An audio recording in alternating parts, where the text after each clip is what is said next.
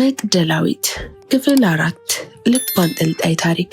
ደራሲ አምባዬ ጌታነህ፣ ተራኪ ሶፊያ ዩሱፍ። ይህንና መሰል የፍቅር ታሪኮችን ለማግኘት ቻናላችንን ሰብስክራይብ ያድርጉ። መልካም ቆይታ። ለማንኛውም የመጀመሪያ ፈተናውን በድል ተወጥቻለሁ፣ ቀጣዩንም በኩራት የማልፈው ይሆናል አለችና በዝናቡ የተቋተውን ውሃ እየዘለለች ወደ ብሎኳ ሄደች። ናሆም ልጁን በስርዓትና በፈገግታ በማውራቷ እየተደሰተ ቢመስልም ግን ደግሞ የሆነ ያሰበችው ነገር እንዳለ ግልጽ ነው አለና ከህንፃው ወጥቶ የደጃዝማች በላይ ዘለቀን ሐውልት አልፎ ወደ አሉላ አባ ነጋ ብሎክ ቀጥ ብሎ ያልፋል። በዚህ ሁሉ የሐሳብ ጉዞ የመቅደላዊት ስራ እየመጣበት ነው። አብዛኛውን ጊዜ ስትስቅ የነበረው እሱ እያወራ ነው። በድንገት እንደውም አልፎ አልፎ የሚያወራውን ነገር አቋርጦ ይመለከታት ነበር። የሆነ ተንኮልም አሸርባለች። ዋ መቅደላዊት፣ እኔ ላይ እየተጫወትሽ ከሆነ እኔ አንቺን አያደርገኝ አለ ናሆም። ከዚህ ሁሉ ሐሳብ ያባነነው ስልኩ ሲጠራ ነበር። ስልኩ የሚያውቀው ስልክ ነው። እሺ በርና፣ ሰላም ነው? ደህና ነኝ ናሆም፣ አንተ እንዴት ነህ? አለሁ ወዳጄ፣ አንድ ጎኔ ተሰብሮ። ደግሞ ምን ሆንክ? ችግር አለ ናሆም? እኔ እስካሁን ድረስ ችግር አይጠፋም። ሰዎች በሚሄድበት መንገድ ሁሉ እየተከተሉ ነገረኛ ሳያደርጉኝ አይቀሩም አለና ናሆም በረጅሙ ተነፈሰ። ለማንኛውም እሱን ለኔ ተወው፣ በማስተካክልበት መንገድ አስተካክለዋለሁ። አንተ ግን ዛሬ እንዴት ነህ? እንዴት ትዝ አልኩህ? አለ ናሆም። ያው እኔ የማይደወልኩልህ የሚቀጥለው እሑድ ማታ ግሩም የግጥም ምሽት አዘጋጅተናልና ስራ ካለህ ብዬ ነው አለ በርና። በጣም ነው የማመሰግነው ወዳጄ፣ በቃ እመጣለሁ አለ ናሆም። ኧረ ችግር የለም፣ በቃ ሐሙስ የሂስ ምሽት አለንና እዛ ይዘኸውና። መልካም በርናዬ፣ ይዤ እመጣለሁ። መልካም ጊዜ። ስልኩን ዘግቶ በነበረው የሥነ ጽሑፍ ምሽት ላይ ለማሰብ የሆነ ቦታ መሄድ እንዳለበት አምኗል። ግን መጀመሪያ ዶርም መድረስ አለበት። ናሆም ዶርም ሲገባ ናታኔም አልሰማውም። ምክንያቱም ናታኔም በረንዳ ላይ ጀርባውን ለዶርሙ በር ሰጥቶ እያነበበ ነበር። ናሆም የሚቀይረውን ልብስ ቀይሮ ሊወጣ ሲል ናታኔም ደግሞ ቀና ሲል አይን ላይን ይገጣጠማሉ። ናታኔም ብድግ ብሎ እንዴ ናሆም ደህና ነህ? አሁንማ እኮ ተጠፋፋን ወንድሜ አለ። በጣም ደህና ነኝ ወንድሜ፣ ልክ ነህ፣ በጣም ነው የተጠፋፋ ነው። ግን ደግሞ ያው አንተም ስታነብ ነው የምትለው፣ እኔም ማንበብ ስለጀመርኩ ነው። በል አሁን ቶሎ መውጣት አለብኝ። ናሆም ወዴት ነው እንዴ የምትቻኮለው? ቀስ በል እንጂ አለ ናታኔም ወደ ናሆም እየተጠጋ። ይሄውልህ ወንድሜ፣ ቶሎ መሄድ አለብኝ። ቀጣይ ሳምንት የሚዘጋጅ ስነ ጽሑፍ ምሽት አለ፣ ስለዚህ መዘጋጀት አለብኝ። ለዛ ነው ወንድሜ። ታቀርባለህ? አለ ናታኔም። አዎ አቀርባለሁ አለና ናሆም ትቶት ወጣ። መቅደላዊት በንዴትም በእልህም ወዲያና ወዲህ ትንጎራደዳለች። አይኖቿ ፀሐይ ለመሞቅ ወጥተው የተቀመጡ ይመስላሉ። ናሆም እንኳንም መረቤ ላይ ተጠመድክ፣ ይህን ነበር የምፈልገው። አሁን የጨዋታው አሸናፊ ማን እንደሚሆን እናያለን። አታስብ፣ ቃል እገባልሃለሁ፣ ትክክለኛዋን መቅደላዊት ታያለህ። አዎ አለች ራሷን እያወዛወዘች።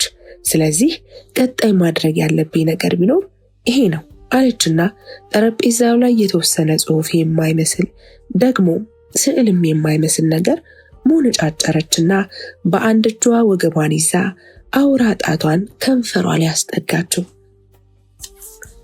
ባሮክ 70 ደረጃ አለፍ ብሎ ከበቀለች አንዲት ትንሽዬ ዛፍ ስር ተቀምጦ ወጪ ወራጁን ይመለከታል። የሆነ ቦታ ላይ ቁጭ ብሏል።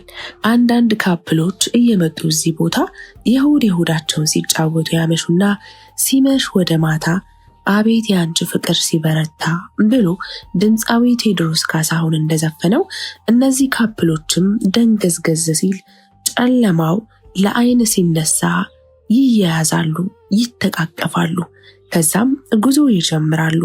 ከዛም ለያዥ ለገናዥ ያስቸግራሉ። በዙ ቆነጃጅቶች እዚህ ቦታ ላይ በጣም ብዙ ናቸው። ብቻ ደስ የሚል አካባቢ ነው። አንዳንድ ቦዘኔና በሰው ደስታ የሚደሰቱ ስራዬ ብለው እዚህ አካባቢ በመምጣት የማታ ትዕይንት ያለ ግብር ከፋይ ይመለከታሉ። ያለ ክፍያ ሲኒማን እንደማየት ይቆጥሩታል።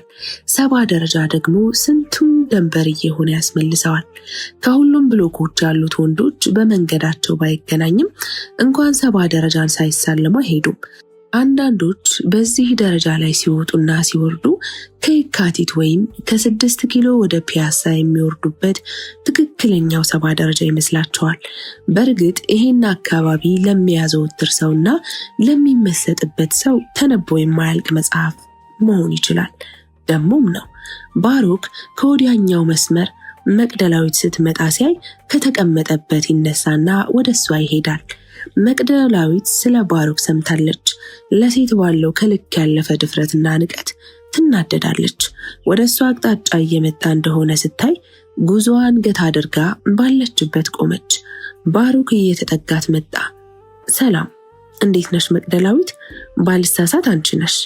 አልተሳሳትክም ፈላስፋው ባሮክ አለች መቅደላዊት በጥላቻ ዓይን እየተመለከተችው። ወይ ይቻላል፣ ምን አይነት ሰዎች ነን የምንኖርባት ግን ብሎ ከራሱ ጋር አወራና መቅደላዊት ያንቺ እንደዚህ መሆን የኔ ጉዳይ አይደለም። እንኳን አንቺ በህይወቴ ላይ ቅንጣት ታህል ቦታ የሌለሽ ሴት ይቅርና በህይወቴ ውስጥ ሰፊ ቦታ ያላቸው ሰዎች እንኳ ምንም ቢሉ ግድ አይሰጠኝም። እዚህ የመጣሁት ያንቺን የተዘፈዘፈ ፊት ለማየት አይደለም። ለዚህም ብዬ የምጠቀምበትን ጊዜን አላጠፋም።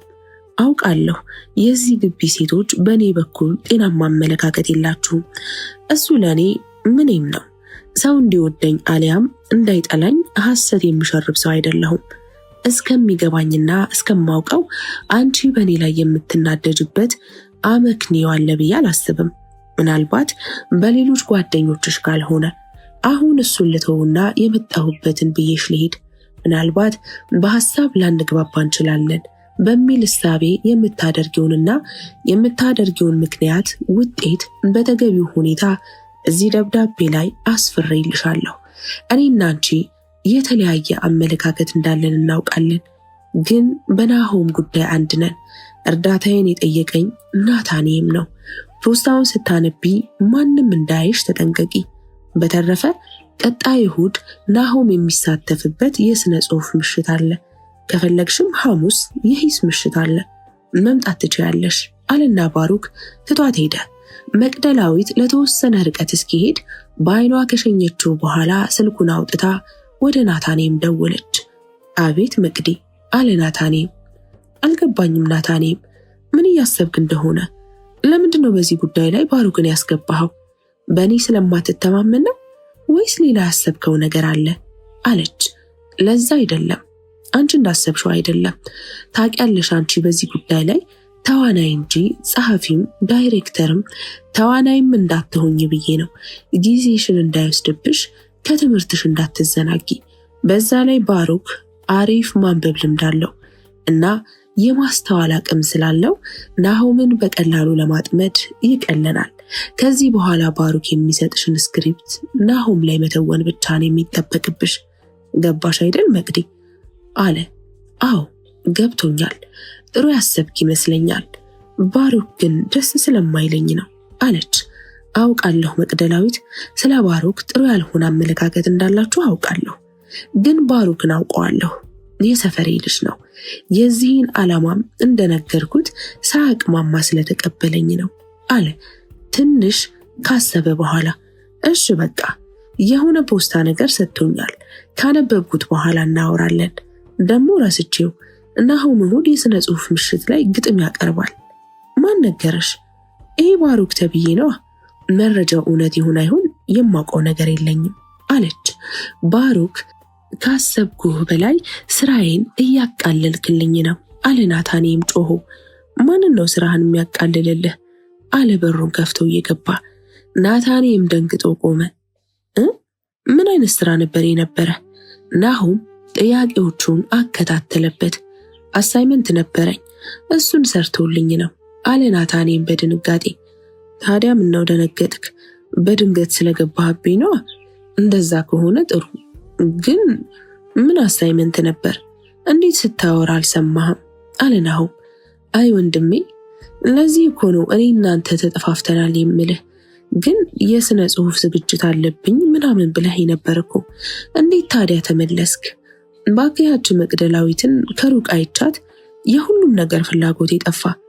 ቆይ ግን ይች ልጅ ምን አድርጋህ ነው እንደዚህ ጠምደህ ያስካት? ምን እኔ ጠምጄ ይዛታለሁ? እሷ ነች እንጂ እኮ። እሷ ምን አድርጋህ ነው? ከንፈሩን ነከሰ። ባውቅማ ኖሮ ጥሩ ነበር። የማደርገውን አውቅ ነበረ። ነገር ግን ልጅቷ አስመሳይ ነች። በጭራሽ የሆነ ነገር እየሰራች ነው። እስካሁን አላወኩም፣ ግን ግድ የለም እደርስበታለሁ አለ ናሆም። መቅደላዊት ፖስታውን እያየች ይህ ደግሞ ምን ለማድረግ አስቦ ነው? ራሱን እንዴት ነው የሚያየው?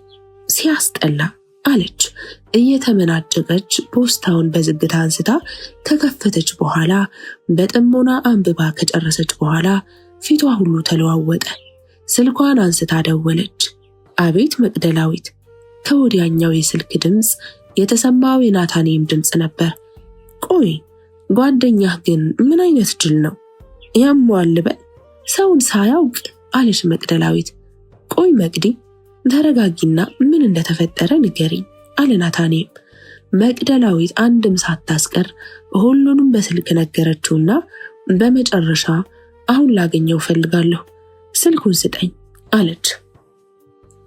እሺ ብሎ ስልኩን ሰጣት። ባሩክ ከፈለግሽ ዲዮጋንም ማለት ትችያለሽ፣ ነፃ ሁኝ እሺ። ግን መቅዲ አደራሽን ባሩክ ላይ ብስጭት፣ መቆጣት፣ መጮህ አይሰራም። በእርጋታ ያንቺን ሐሳብ ትነግሪዋለሽ።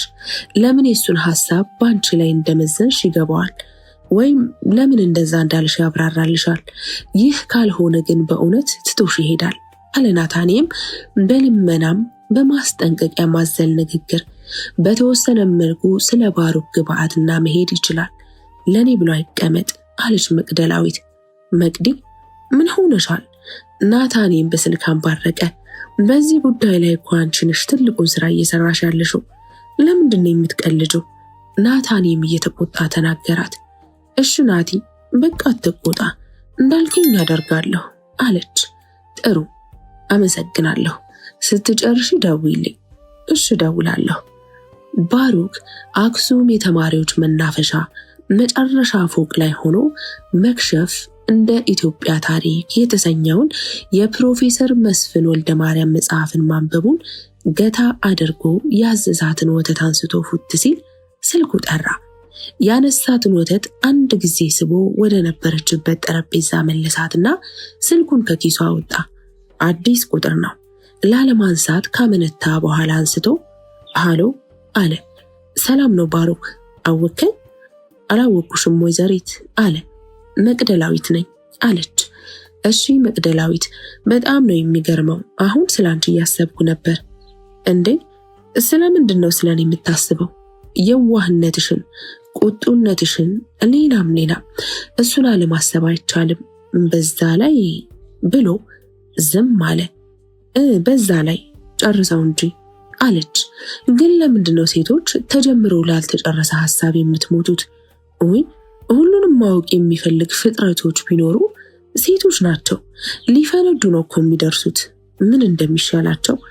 አሁን ይህን ሳልጨርስላት ብቀር ሌሊቱንም ቀኑንም ስለዚህ ጅምር ሐሳብ ነው ቁማ የምታድረው እኮ አለ በውስጡ። እየጠበኩህ ነው አለች መቅደላዊት እንዳልተፋታቸው ሲረዳ። በዛ ላይ ቆንጆ ነሽ ለማለት ፈልጌ ነው አላት። በተቻለው መጠን ግንኙነታቸውን ጤናማ አድርጎ ለመሞከር አስቧል። ኧረ እባክህ ቆንጆ ነኝ እንዴ? አላወኩም ነበር አለች መቅደላዊት። ምጸታዊ ንግግር ነበር። ባሩክ ገብቶታል፣ ግን እንዳልገባው ለመምሰል አባቴ ይሙት እውነቴን ነው አለ ባሩክ እየሳቀ። መቅደላዊት በሱ በኩል ያላትን የተቃረነ አመለካከት የማስተካከል አይደለም ዋና እቅዱ ናሆም ነው። መቅደላዊት ጋር ያለው ጓደኝነት ጤናማና አሪፍ ከሆነ ናሆምን ካለበት የስነ ልቦና ችግር ማውጣት ይችላል ብሎ ስላመነ ነው እንዲህ ውድ ጊዜውን የሚያባክነው። ባሩክ ህይወቱን ማንበብ ብቻ ነው። መቅደላዊት ትንሽ ፈገግ ካለች በኋላ ፈልጌህ ነበር አለች። ለምንድን ነው ልትፈልጊኝ የቻልሽው? አለ ባሩክ በደብዳቤው የተነሳ እንደሆነ ገምቷል። እሱን ስንገናኝ እነግርሃለሁ። ጥሩ፣ መምጣት ከቻልሽ አክሱም ነኝ፣ ጣራው ላይ ነኝ። እሺ በቃ መጣሁ ብላ ስልኩን ዘጋችው። መቅደላዊት አክሱም መናፈሻ ጣራው ላይ ስትወጣ ሽቅብ የሚነፍሰው ነፋስ አንዳች ነገር የፈለገ ይመስል ቀሚሷን ለመግለብ ይጥራል። በመናፈሻው ደቡብ አቅጣጫ ጥግ ላይ ሆኖ በጥሞና ሲያነብ ተመለከተችው። ለተወሰነ ደቂቃ ቆማ ብትመለከተውም እሱ ግን ከሚያነበው መጽሐፍ ውጪ ሌላ የትኛውንም አቅጣጫ ለማየት የፈለገ አይመስልም። ባይፈላሰፍ ቆንጆ ወንድ ነበር አለችና ባሩክ ወደ ተቀመጠበት ቦታ ሄደች። ባሩክ ወደ እሱ የቀረበ የእግር ኮቴ እንደሰማ ቀና ሲል መቅደላዊት ደርሳለች። ሰላም ብያለሁ፣ እንዴት ነሽ? እጁን ለሰላምታ ዘረጋ። ጨበጠችው። ጨበጣትና ፈጠን ብሎ የምትቀመጥበትን ወንበር ስባ አስቀመጣት። መቅደላዊት በአድራጎቱ የተገረመች ትመስላለች። የአክሱም ሐውልት ምስል ያለበትን ቲሸርት የለበሰ አስተናጋጅ መጣና የተለመደውን ጥያቄ ጠየቀ። የመቅደላዊትን የስፕራይት ትዕዛዝ ተቀብሎ አስተናጋጁ ሄደ። ፈጥነሽ ነው የመጣሽው አለ። እውነት? እኔ ደግሞ የቆየሁ መስሎኝ ነበር። አይ በጭራሽ፣ ጥሩ ሰዓት ላይ ነው። ቢያንስ ከዘገየሽ ራሱ የዘገየሽው ካለሽበት እስከዚህ ድረስ ለመድረስ የፈጀብሽ መንገድ ነው አለና ምቾት እንዲሰማት አደረገ።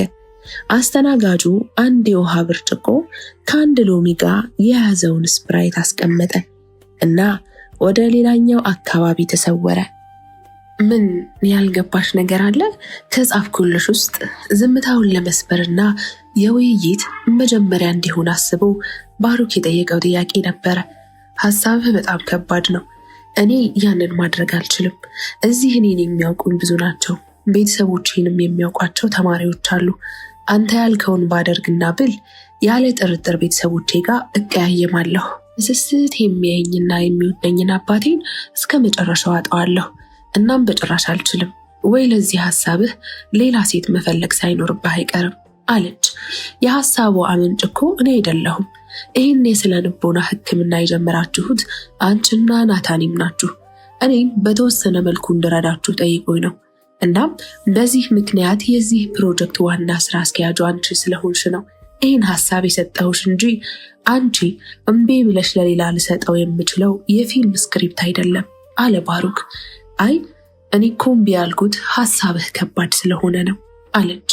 ምን መሰልሽ መቅደላዊት፣ ለከባድ ገጠመኞች፣ ለከባድ ችግሮች ከባድ ውሳኔ ያስፈልጋል። ለዚህም አሁን ከባዱን ነገር ታደርጊያለሽ። እመኚኝ፣ ስኬታማ ትሆኛለሽ። አውቃለሁ ብዙ ነገር ሊደርስብሽ ይችላል፣ ግን ለዛም መፍትሄ እናስቀምጣለን አለ ባሩክ እጆቿን እየጨበጠ።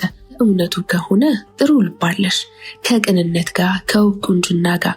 ይህን ባለኝ መረጃና በደቂቃዎች ለመረዳት ችያለሁ። ሰዎች ደግሞ ትክክለኛ ነገር አስበው ከሄዱ ከሚጓዙበት የእውነት መንገድ ማንም ሊመልሳቸው ሊያሰናክላቸው አይችልም። ይህ የተፈጥሮ እውነት ነው። መጨረሻው መጨረሻ መሆን እንዳለበት ይሆናል። ናሁም ላይ ለእንዲህ አይነት የስነ ልቦና ችግር በመጋለጡ እኔ በጣም ነው ያዘንኩት። ማንም ሰው እንደዚህ አይነት ችግር እንዲደርስበት የሚፈልግ የለም። እስከማውቀው ድረስ አትጠራጠሪ። እሱ ላይ የደረሰበት ችግር እኔ ላይ አሊያም አንቺ ላይ ቢደርስ የምናደርገው እሱ ከሚያደርገው ቢበልጥ እንጂ አያንስም። እሱስ ባይሆን ከላይም ቢሆን እናቱን ያወራታል፣ እሷ ጋር ይኖራል። ከዚህ በላይ እኮ ምህረት የለም። ግን ደግሞ እናቱ ነች። ስለዚህ ለጥላቻው ገደብ ልናበጅለት ይገባል። ይቅር ማለትን ልናስተምረው ይገባል። አለበለዚያ ከባድ ነው አለ ባሩክ። ካልክሺ፣ ግን ውስጤ ልክ አይደለም እየተሰማኝ ያለው ስሜት አለች መቅደላዊት። አሁን ለስነ ጽሑፍ ምሽቱ ተዘጋጂ። እኔም ወግ ነገር ስለማወጋ መለማመድ አለብኝ። በይ ተነሽ ልሸኝሽ አለና ቀድሞ ብድግ አለ። ናሆም አቢሲኒያ ስታዲየም በክቡር አቶ ይድነቃቸው መቀመጫ በኩል ጫፍ ላይ ከአንዲት ግራር ዛፍ ስር ሆኖ በየደቂቃው ይጽፋል፣ ይቀዳል፣ ይጥላል። ቀዶ በጣላቸው ወረቀቶች ተከቦ ራሱን ይዞ ቁጭ ብሏል። ከእንደገና ራሱን ለቀቅ አድርጎ ዙሪያውን ሲመለከት ከአንዲት ቆራጭ ወረቀት ላይ ያፈጣል። ወረቀቱ ላይ የተጀመሩ ቃላቶች አሉ። የዘራውን ሲያጭድ ይኖራል አለሜ፣ እማነች ቅኝቴ፣ እናቴ ናት ህልሜ። ስንኟን ደጋግሞ አነበባት። ማን ይሆን? ማን ትሆን ይህን ስንኝ የሰደረችው? ስንኟ የተጻፈችባትን ወረቀት ኪሱ ውስጥ አስገባት። ይህን የጻፈው ሰው በምን አይነት ጥልቅ የእናት ፍቅር ውስጥ ይሆን? ምን አለ እኔም ለእናቴ እንዲህ እንዳደርግ ብትፈቅድልኝ። ለምን አባዬን፣ ለምን እኔን ትታኝ ሄደች? ምን አድርጊያት ነው ገና በልጅነቴ የጨከነችብኝ ብሎ ራሱን ይጠይቃል። ትዝ አለው አንድ ቀን ትምህርት ቤት የተቋጠረላቸውን ምሳ ተሰብስበው ሲበሉ ሁሉም ጓደኞቹ እናታቸው እንደሰራችላቸው እየተናገሩ ናሆም ግን አባቴ ነው የሰራልኝ ሲላቸው በጣም ተገረሙ። ነገር ግን ናሆም ከትምህርት ቤት ሲመለስ አባቱን ጠየቀ። እናቴ ለምንድን ነው ትታን ሄደችው ብሎ ሲጠይቀው ልጄ እኔን ትታ ለመሄድ ምክንያት ሊኖራት ይችላል። አንተን ትታ ለመሄዷ ግን ምክንያት ያላት አይመስለኝም። ቢሆንም ምክንያት ካላት ደግሞ አንተ ትልቅ ልጅ ስትሆን እናትህ ጋር ሄደህ እማ ምን አድርጌሽ ነው ትተሽኝ ሄድሽው ብለህ ትጠይቃታለህ። አሁን ግን ጥያቄዎችህን በሙሉ ተዋቸው። እኔ ለአንተ ሁሉ ነገር እሰጣለሁ። የኔ ትልቁ ህልም ያንተ ትልቅ መሆን ነው። ስለዚህ በትምህርትህ በርትተህ ወደፊት እኔን እንድታኮራኝ ነው የምፈልገው። እሺ እኔ ልጅ ደግሞ ኮራባሃለሁ አለና እያገላበጠ ሳመው። ናሆም ከትዝታ ማዕበል ወጥቶ ጉንጩን ተደገፈ። ስቅስቅ ብሎ አለቀሰ። አባቱ እንደነገረው እናቱ ለምን ጥላው እንደሄደች አልጠየቃትም። ግን ደግሞ መጠየቅ የምችለው አሁን አይደለም ብሎ ያስባል። ይህንን እያሰበ ያለ ሐሳብ መጣለትና ወረቀቱን አውጥቶ መጻፍ ጀመረ። ለሰዓታት ቀና ሳይል ከጻፈ በኋላ ጨርሶ በደስታ ፈገግ አለ። ደግሞ ደጋግሞ አነበበው። ሸጋ ግጥም አለ በለሆሳስ። የአድዋ መንገድ ዳሮች በአረንጓዴ ቢጫ ቀይ ወረቀቶች ተንቆጥቁጠዋል፣ አሸብርቀዋል። የምሽቱ የሥነ ጽሑፍ ዝግጅት በአማረ ማስታወቂያ እየተካሄደ ነው። ታላቅ የጥበብ ድግስ በአድዋ ዩኒቨርሲቲ ሁለገብ አዳራሽ፣ ታዋቂና ጀማሪ ገጣሚያን የሚሳተፉበት ድንቅ ምሽት፣ ሳያወጡ የሚያተርፉበት ውብ ማታ። በዕለቱ ወጎች፣ መነባንብ፣ ዲስኮር፣ ሙዚቃዊ ተውኔት እንዲሁም ስላቅና ሌሎች የመድረክ ክንዋኔዎች የተካተቱበት በአይነቱ ለየት ያለ ምሽት ነው። እንዳይቀሩ ተጋብዘዋል። ማስታወቂያው በየ5 ደቂቃ ልዩነት ይቀርባል። ሁሉም ሰው ጆሮዎቹና ቀልቡ ማታ በሚዘጋጀው የሥነ ጽሑፍ ምሽት ነው። እንደገና ማስታወቂያው በመሃል ይመለስና ተወዳጁ ፈላስፋ ባሩክ እስጢፋኖስ ዲዮጋን በዕለቱ ድንቅ ስራውን ያቀርባል። በዲስኩሩም በኩል ዶክተር ወንድማገኝ አስረስ እንዲሁም በተስፋ ጉሄ ቲያትር ቡድን የሚቀርበው ሙዚቃዊ ተውኔት ሌላኛው የምሽቱ ድምቀት ናቸው። ብቻ እናንተ ከምሽቱ 1 ሰዓት ጀምሮ አድዋ ዩኒቨርሲቲ ሁለገብ አዳራሽ ጎራ ይበሉ እንጂ ዘና ፈታ ብለው ይመለሳሉ። ጋብዘው የማያፍሩበት ዕለት ነው። ምሽት 1 ሰዓት አለ። ሲያስጠላ! ያን ባሩክ ልጅ አለ እንዴ አለች ፀጉሯን ያንጨባረረች ሴት ያልታሰረ ፀጉሯን በእጇ እያፍተለተለች። ጥቅርሻ የመሰለውን አፏን ከሩቅ ላየ የሲጋራና የጋንጃ መተርኮሻ ትመስላለች። ኧረ እባክሽ እሱ ከሌለማ ምሽቱ አያምርም። አትሰሚውም? ማስታወቂያው ራሱ እሱ እንዳለን የሚደጋግመው። ምክንያቱም ባሩክ በሁሉም ተማሪ ልብ ውስጥ በመጥፎም በጥሩ መልክ ተቀምጧል። ለዚህ ነው እሱም ብሎ የሚገባውን ሰው ስለሚያውቁ ነው እንደዚህ አሁንም ዲዮጋን አለ የሚለው። ያንቺን መጥላት ሳይሆን ማየት ያለብሽ የአብዛኛውን ሰው ፍላጎት ነው። ጠብቂ፣ ስንት ተማሪ እንደሚሄድ ማንም አይቀርም፣ ቦታ ሁሉ ይጠባል አለች የጨበሬዋን ሐሳብ በመቃረን። ጨበሬዋ ከተቀመጠችበት አግዳሚ ወንበር ማዶ ካለው የአንድ ሰው መቀመጫ ላይ የተቀመጠችው ባለ ጎራዳ አፍንጫዋ ሴት አፍንጫ የሰራላት አይመስልም።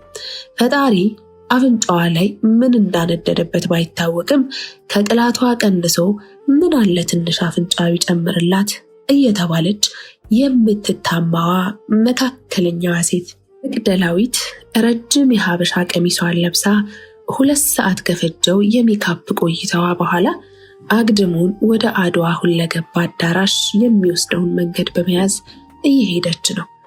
ባካሄዷ ባለባበሷና በውበቷ ውህደት የተደመሙ ወንዶች የመንገዱን ጠርዝ ይዘው ይመለከቷታል። መቅደላዊት መልአክ መስላለች። በጣም ነው የምታምረው። ክፍል 5 ይቀጥላል።